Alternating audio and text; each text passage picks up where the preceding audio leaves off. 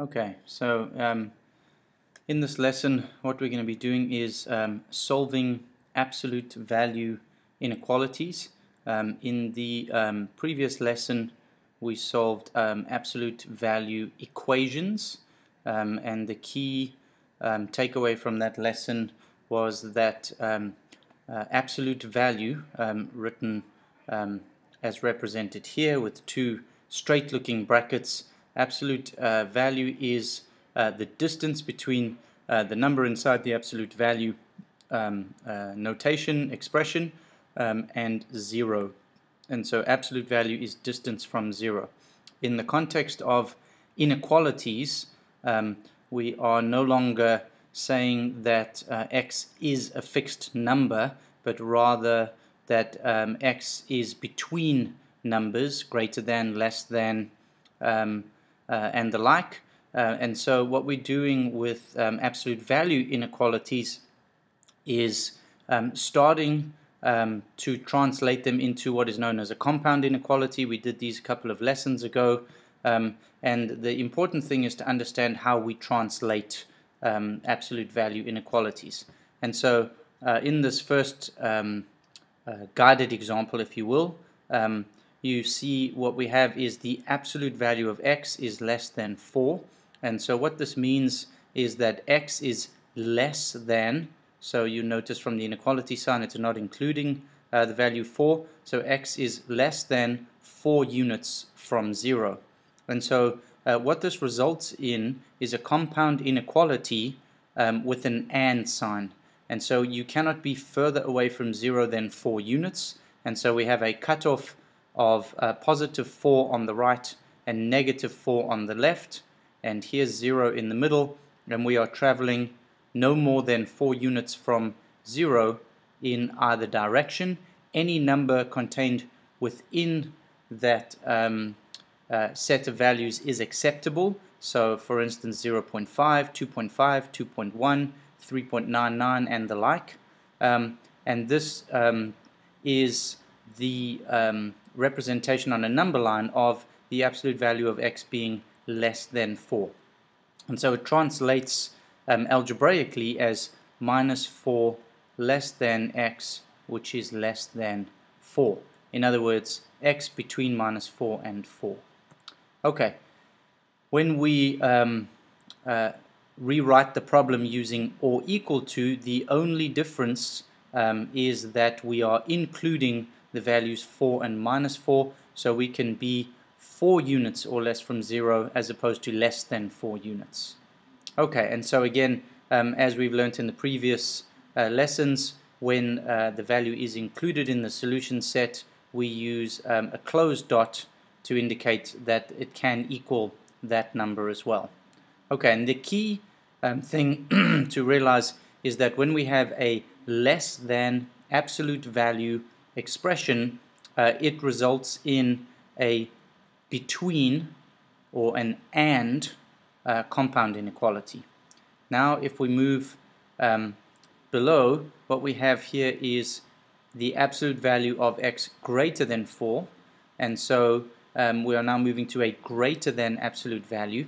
So this translates as x is more than 4 units from 0. And so it's all numbers more than 4 units from 0. Again, we have a look on our number line. The number 4 is 4 units from 0, and what we're interested in is all numbers which are more than 4 units, so larger than 4, and similarly if we go in the opposite direction, more than 4 units from 0 in the left direction means what this translates to algebraically is x less than minus 4 or x greater than 4. And so again, the key takeaway to realize is that anytime we have a greater than absolute value inequality, it results in an OR compound inequality. Okay, small extension in the next one, x greater than or equal to 4, essentially the same sum, only as we did above, we're now including the values of 4 and minus 4. Okay, so these are the key notes and takeaways from the above. less than absolute value inequalities result in and compound inequalities. So again, if we go back to the first two problems, you notice in both instances we had less than a numerical value, and in both instances the compound inequality that resulted was x between -4 and 4, or x greater than -4 and smaller than 4. Okay, similarly, a greater than absolute value inequality results in an or compound inequality. So do recall later on things will get a little more complicated when the expression in the absolute value is not just an x but a linear expression. This does not change the approach, and this does not change the rule. We must recall from previous lessons that in absolute value inequalities with an and, we are looking for the overlap between the two solution sets, and with an or, we treat them completely separately and graph both of the solution sets on the same number line. Okay, a couple of other notes. These will come up specifically in the examples that we're going to do on the following pages, but just a brief reminder: when solving absolute value inequalities, we treat the absolute value expression as a variable, okay? And so we are going to isolate the absolute value expression first before we write our compound inequality. Similarly, in step 3, or note number 3, only after we have isolated the absolute value expression can we drop the absolute value signs and write our compound inequality. And again, that will be a greater than if it's an or problem if it's greater than, and a between problem if it's less than.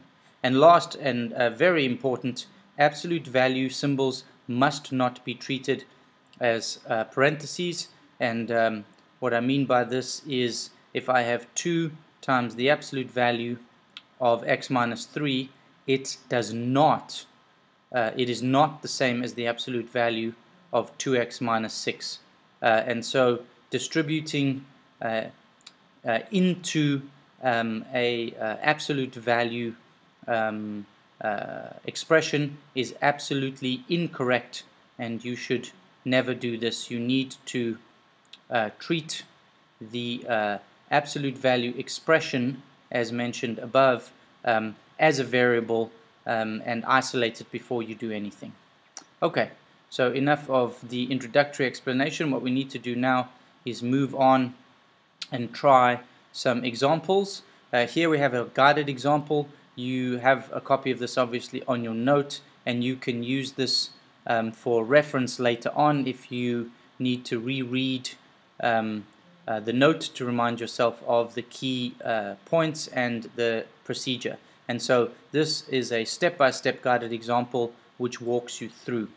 And so I will take just a moment to go through it and highlight key things. So here we have 2 times the absolute value of x plus 1 plus 6 less than 8. As mentioned before, what we're going to do is keep the absolute value of x plus 1 as a term and work to isolate it first. So we isolate the absolute value expression. So we start off by moving 6 to the right hand side. That gives us our minus 6. 8 minus 6 gives us 2. We then, in order to complete the isolation of the absolute value, are dividing both sides of the inequality by 2. Had we been dividing by a negative, we would have reversed the direction of the inequality sign. In this case, we don't need to do that because it's not a negative. We are now in a position, since we have completely isolated the absolute value, to write our compound inequality. And so the distance of this number from 0 is less than 1 unit. And so that means, as you can see from here, we are now in a position to drop the absolute value and translate that into a compound inequality statement. And so if the distance of this expression from 0 is less than 1, that means x plus 1 is between minus 1 and 1. And now we have a compound inequality similar to those we did a couple of lessons ago in section 6.4, and our next aim is to isolate x. And so we'll move the 1 to both sides, and our final solution, minus 2 less than x less than 0, which is graphed on the number line. Okay, So now we're going to practice some examples ourselves. And what I'd like to do is start off with examples 1A and B, which I'm going to do for you now, and then I'm going to pause the video or stop the video at that point, and I'd like you to go on and try C, D, and E, which are significantly more difficult, but you're going to go on and try those, and then I'll complete the video by finishing example 2 for you on the second video.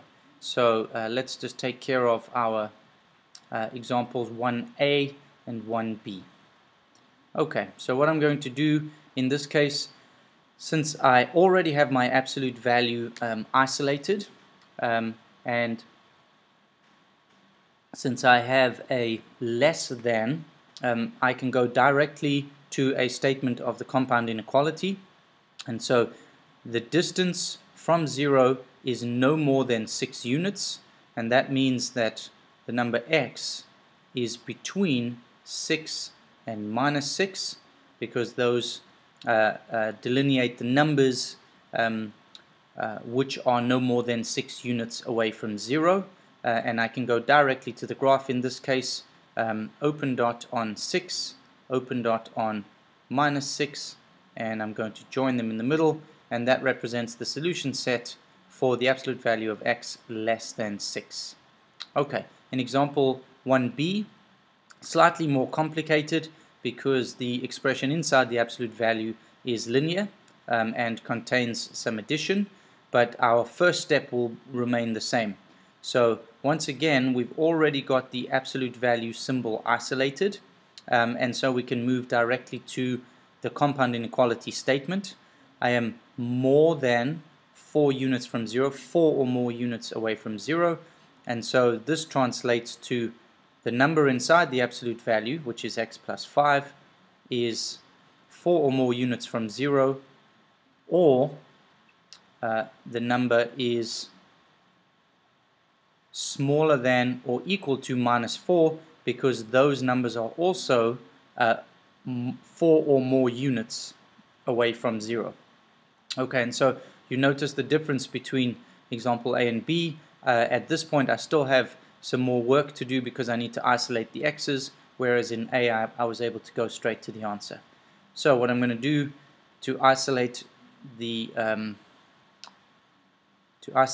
x is just to manipulate the equation quickly. So I'm subtracting 5 from both sides, and I'm going to get x greater than or equal to minus 1. Similarly, I'm going to subtract 5 from both sides to the other expression, and I'm going to have x less than or equal to minus 4 minus 5, which is going to be minus 9. And this is an OR compound inequality, and so what I'm going to do is put a closed dot on minus 1, and I am going to the right because x is greater than or equal to minus 1. Alternatively, x is less than or equal to minus 9, and so solid dot on minus 9, and this time I'm going to the left. Okay, and so at this point, please go ahead and try on your own and or working in collaboration with the people sitting around you, 1C, 1D, and 1E. And once you've completed that, I'd like you to then watch the second video for solutions to 1C, D, and E, and also for number 2.